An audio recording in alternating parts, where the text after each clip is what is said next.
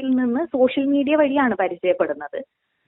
അപ്പോൾ നേരിട്ടൊരു പരിചയമില്ലാതെ തന്നെ അശ്ലീല സന്ദേശങ്ങൾ അയക്കാൻ തുടങ്ങി. 5 സ്റ്റാർ ഹോട്ടൽ എടുക്കാം, അങ്ങോട്ടേക്ക് വരൂ തുടങ്ങിയുള്ള ചില സംസാരങ്ങൾ ഉണ്ടാവുകയും. കഴിഞ്ഞൊരു വീഡിയോയിൽ രാഹുൽ മാങ്കൂട്ടത്തിനെതിരെ സ്ത്രീ വിഷയത്തിൽ കൂടുതൽ പരാതികൾ ഉയർന്നു വരും എന്ന് പറഞ്ഞിരുന്നു. അന്ന് രാഹുൽ മാങ്കൂട്ടത്തിന്റെ അനുയായികളായ പലരും കമന്റ് ബോക്സിൽ വന്ന് വലിയ രീതിയിൽ അധിക്ഷേപം നടത്തുകയായിരുന്നു. എന്നാൽ ഇന്ന് അത്തരമൊരു വെളിപ്പെടുത്തലുമായി രംഗത്ത് വന്നിരിക്കുകയാണ് ഏഷ്യാനെറ്റ് ന്യൂസിലെ മുൻ ജേർണലിസ്റ്റും ഇപ്പോൾ മോഡലിംഗ് രംഗത്തും അഭിനയ രംഗത്തും നിൽക്കുന്ന റിനി ആൻ ജോർജ്. റിനിയുമായി ഞാൻ നേരിട്ട് സംസാരിച്ചു. താൻ നേതാക്കളോട് പരാതി പറഞ്ഞിട്ടും ആരും അത് മൈൻഡ് ചെയ്തില്ല എന്നും യുവ നേതാവ് പുതിയ പദവികളിലേക്ക് കയറിപ്പോകുകയും ചെയ്തു എന്നാണ് റിനി പറയുന്നത്. കേരള കൗമുദിയോടാണ് റിനി ഇക്കാര്യം വെളിപ്പെടുത്തിയിരിക്കുന്നത്. ഇത്തരത്തിലൊരു യുവ നേതാവിൻ്റെ അടുത്ത് നിന്ന് വളരെ മോശമായ ഒരു സമീപനം ഉണ്ടായിട്ടുണ്ട്. അശ്ലീല സന്ദേശങ്ങൾ അയക്കുക, മോശമായ അപ്രോച്ചസ് ഉണ്ടാവുക. അപ്പോൾ നമുക്കറിയാം റീസെൻ്റ്ലി ചില വീഡിയോസൊക്കെ അതിനെ സംബന്ധിച്ച് ചില കാര്യങ്ങളൊക്കെ സമൂഹ മാധ്യമങ്ങളിലൊക്കെ വന്നിരുന്നു. ഹൂ കെയേഴ്സ് എന്നായിരുന്നു സമീപനമെന്നാണ് റിനി പറയുന്നത്. ഹൂ കെയേഴ്സ് എന്നത് രാഹുൽ മാങ്കൂട്ടത്തിൽ ഇത്തരം ആരോപണം ഉയർന്നു വന്നപ്പോൾ പ്രതികരണമായി ഉപയോഗിച്ച വാക്കാണ്. റിനിയുമായി ഞാൻ നടത്തിയ സംഭാഷണത്തിലേക്ക് പോകാം. അത് ഏതൊരു സാഹചര്യത്തിലാണ് അങ്ങനെ ഒന്ന് പറയേണ്ടി വന്നത്? അതിന്റെ സാഹചര്യം എന്ന് പറയുന്നത്, നമ്മളൊരു ഇന്റർവ്യൂ ചെയ്തു. ആ ഇന്റർവ്യൂവിൽ സ്ത്രീകൾ വിവിധ മേഖലകളിൽ നേരിടുന്ന പ്രശ്നങ്ങളെ കുറിച്ച്, സിനിമ അല്ലെങ്കിൽ മാധ്യമ മേഖലകൾ, പിന്നെ പൊതുവായിട്ട് സ്ത്രീകൾ നേരിടുന്ന പ്രശ്നങ്ങളെ കുറിച്ച് സംസാരിച്ചപ്പോൾ ഞാനൊരു അനുഭവം എന്നുള്ള നിലയിൽ പങ്കുവച്ചതാണ്. ഈ റിനി പറഞ്ഞിരിക്കുന്ന ഈ സോഷ്യൽ മീഡിയയിൽ കഴിഞ്ഞ ദിവസങ്ങളിലെല്ലാം വ്യാപകമായിട്ട് ആരോപണം ഉയർന്നു വന്ന ഒരു യുവ നേതാവിനെതിരെയാണ് എന്നാണ് ഞാൻ വിചാരിക്കുന്നത്. അപ്പോൾ റിനിയുടെ ഒരു അനുഭവം എന്താണ്? എന്റെ അനുഭവം എന്ന് പറയുന്നത്, ഈ വ്യക്തിയിൽ നിന്ന് സോഷ്യൽ മീഡിയ വഴിയാണ് പരിചയപ്പെടുന്നത്. അപ്പോൾ നേരിട്ടൊരു പരിചയമില്ലാതെ തന്നെ മോശമായ സമീപനങ്ങൾ ഉണ്ടായി എന്നുള്ളതാണ്. ആദ്യമേ തന്നെ അശ്ലീല സന്ദേശങ്ങൾ അയക്കാൻ തുടങ്ങി. പിന്നെ 5 സ്റ്റാർ ഹോട്ടൽ എടുക്കാം, അങ്ങോട്ടേക്ക് വരൂ തുടങ്ങിയുള്ള ചില സംസാരങ്ങൾ ഉണ്ടാവുകയും അതിനെ തുടർന്ന് ഞാൻ ഫയർ ചെയ്യുകയും ചെയ്തതാണ് അനുഭവം എന്ന് പറയുന്നത്. ഇത് എനിക്ക് ഞാൻ മനസ്സിലാക്കിയിട്ടുള്ളത്, റിനിക്ക് ഈ കോൺഗ്രസ് നേതാക്കളുമായിട്ടൊക്കെ വളരെ സജീവമായ ബന്ധമുള്ള ഒരാളാണ് റിനി. ഒരുപാട് സൗഹൃദം സൂക്ഷിക്കുന്ന ആളുമാണ്. ഒരു മുൻ ജേർണലിസ്റ്റ് എന്നുള്ള നിലയിലും ഇപ്പോൾ മോഡലിംഗ് രംഗത്ത് നിൽക്കുന്നു, ഒപ്പം സിനിമയിൽ അഭിനയിക്കുന്നു. ആ രീതിയിൽ ഒരുപാട് സൗഹൃദങ്ങളുള്ള ആളാണ് റിനി. അപ്പോൾ റിനി, ഈ ഒരു കാര്യം ഇത് എന്നാണ് സംഭവിച്ചത്? ഈ സംഭവം റിനിക്ക് ഉണ്ടായത് അടുത്ത കാലത്താണോ അതോ? ഇല്ല, ഇതെനിക്ക് ഉണ്ടായത് 3.5 വർഷങ്ങൾക്ക് മുമ്പാണ്. 3.5 വർഷങ്ങൾക്ക് മുമ്പ്. അപ്പൊ അന്ന് തന്നെ ഈ പരാതി ഈ നേതാക്കളുടെ അടുത്ത് അറിയിച്ചിരുന്നോ? ഞാൻ ആദ്യം തന്നെ അയാളോട് സംസാരിച്ചായിരുന്നു. നിങ്ങൾ ഈ രീതിയിൽ ആകരുത്, ഒരു രാഷ്ട്രീയ നേതാവ് എന്നുള്ള നിലയിൽ കുറച്ചും കൂടി നല്ല രീതിയിൽ ആയിരിക്കണം എന്നൊക്കെയുള്ള ചില ഉപദേശങ്ങളൊക്കെ കൊടുത്തു. അതിനുശേഷവും പിന്നീട് ഇത്തരത്തിലുള്ള അശ്ലീല മെസ്സേജുകൾ അയക്കുകയും വിളിക്കുകയൊക്കെ ചെയ്തതിന്റെ പശ്ചാത്തലത്തിൽ എനിക്കിത് വളരെ ബുദ്ധിമുട്ടായി തോന്നിയപ്പോൾ ഞാൻ വിചാരിച്ചു, എനിക്ക് സൗഹൃദങ്ങളൊക്കെ ഉള്ള സ്ഥിതിക്ക് നമുക്കൊന്ന് സംസാരിക്കണം എന്നുള്ള രീതിയിൽ ചില നേതാക്കന്മാരുമായിട്ട് ഇത് പങ്കുവച്ചിരുന്നു. അപ്പോൾ എന്നെ ആശ്വസിപ്പിക്കുന്ന രീതിയിലുള്ളൊരു മറുപടിയാണ് അവിടെ നിന്നൊക്കെ കിട്ടിയത്. പക്ഷെ പിന്നീട് അതിന്റെ മേലിൽ ഒരു ആക്ഷനും ഉണ്ടായിട്ടില്ല. ആ വ്യക്തിയോട് പോലും ഒന്ന് സംസാരിക്കുകയും ചെയ്തിട്ടില്ല. ആ വ്യക്തിയിൽ നിന്ന് പിന്നീട് എനിക്ക് അത്തരത്തിലുള്ള അനുഭവങ്ങൾ, മെസ്സേജുകളും കാര്യങ്ങളും ഒക്കെ ഉണ്ടായി. ഒരു ആക്ഷനും എടുത്തിട്ടില്ല എന്നുള്ളതും പിന്നീട് ആ വ്യക്തിക്ക് കൂടുതൽ നല്ല പദവികൾ നൽകി ഒരു നിലയിലേക്ക് എത്തിക്കുകയും ചെയ്തു എന്നുള്ളതാണ്. ഓക്കെ. അപ്പോൾ ഈ റിനി പിന്നീട് ഈ പരാതി നൽകിയതിന് ശേഷം റിനിയായിട്ട് പുള്ളി സംസാരിച്ചിരുന്നോ? നേരിട്ട് സംസാരിച്ചിരുന്നോ?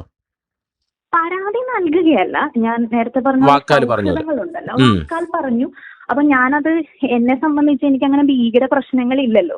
ഞാൻ അതിനെ ചിന്തിച്ചത് എന്താന്ന് വെച്ച് കഴിഞ്ഞാൽ, ഒരു യുവ നേതാവ് എന്നുള്ള നിലയിൽ അദ്ദേഹം ഈ രീതിയിൽ മുന്നോട്ട് പോകുന്നതിൽ എനിക്കൊരു ശരിയില്ലായ്ക തോന്നിയത് കൊണ്ട് ഞാൻ മുതിർന്ന നേതാക്കന്മാരുടെ അടുത്ത് ഇതേക്കുറിച്ച് സംസാരിച്ചു. അതിനെ ഒന്ന് ശാസിക്കണം, അദ്ദേഹത്തെ ഒന്ന് ശാസിക്കണം, മനസ്സിലാക്കി കൊടുക്കണം എന്നുള്ള രീതിയിലാണ് ഞാൻ അതിനെ പറഞ്ഞത്.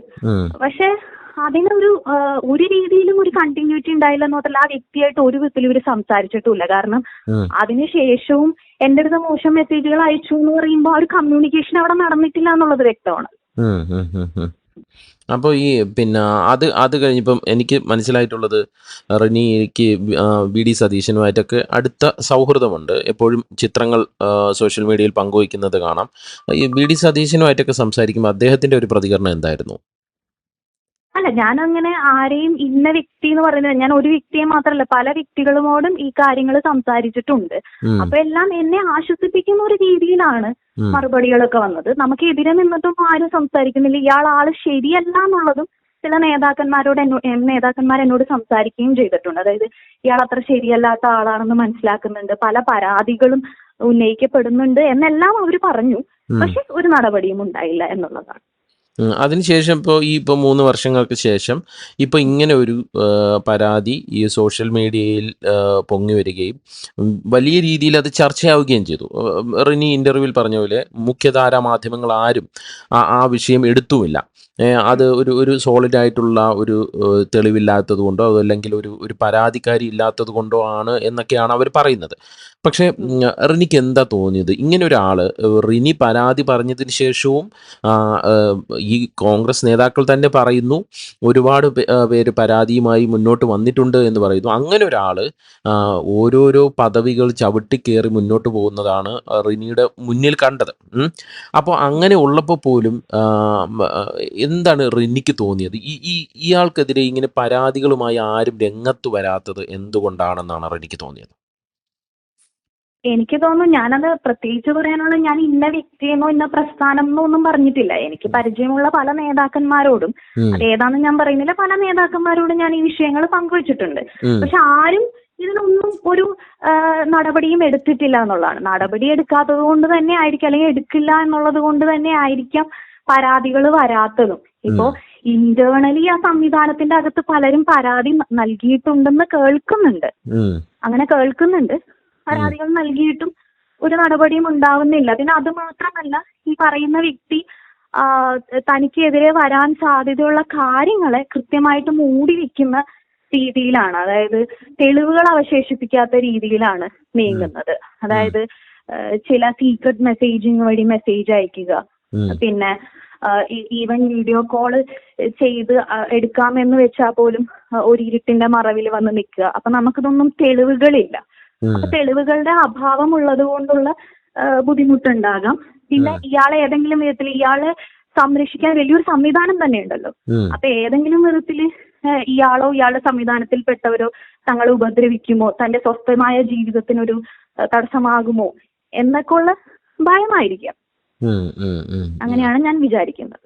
ഓക്കെ. ഇപ്പം ഈ എന്തായാലും വലിയ അമർഷം തോന്നിയല്ലേ ഇതുപോലെയുള്ള പദവികൾ ഒരു നേതാവ് ഇങ്ങനെ ഒരു സ്വഭാവം വെച്ചുകൊണ്ട് കയറി പോകുന്നത് കാണുമ്പോൾ ഒരു അമർഷം തോന്നിയില്ല, ഒരു സാധാരണ വ്യക്തി എന്നുള്ള നിലയിൽ, ഒരു സ്ത്രീ എന്നുള്ള നിലയിൽ? തീർച്ചയായിട്ടും എനിക്ക് വലിയൊരു അമർഷം തോന്നി. അതുകൊണ്ട് തന്നെയാണ്, കാരണം നമ്മൾ പല പ്രാവശ്യം ഇതിനെക്കുറിച്ച് പറഞ്ഞിട്ടും ആ വ്യക്തി പടവുകൾ കയറി പോകുന്നു എന്നുള്ളത്, ഈ ഒരു ക്യാരക്ടർ മാറ്റുന്നില്ല എന്നുള്ളത്, പിന്നെ ഓരോ സ്ഥാനങ്ങൾ കിട്ടുന്തോറും പിന്നെയും ഇരകളെ കണ്ടെത്താൻ ശ്രമിക്കുന്നു എന്നുള്ളത്. ഇപ്പൊ ഞാനിത് ചിലപ്പോ ചോദിക്കാം, എന്തിനു 3.5 വർഷം കഴിഞ്ഞ് ഇത് പറയുന്നു എന്ന് ചോദിക്കാം. എനിക്കിപ്പോ ഇത് പറയേണ്ട കാര്യം പോലും ഇല്ല. കാരണം എന്നെ സംബന്ധിച്ച് ഇതൊരു വലിയ ഹാംഫുൾ വിഷയമൊന്നും ആയിട്ടില്ല. കുറച്ച് അശ്ലീല സന്ദേശങ്ങൾ വന്നു, ഞാനത് ഇഗ്നോർ ചെയ്തു എന്നുള്ളത് മാത്രമേ ഉള്ളൂ.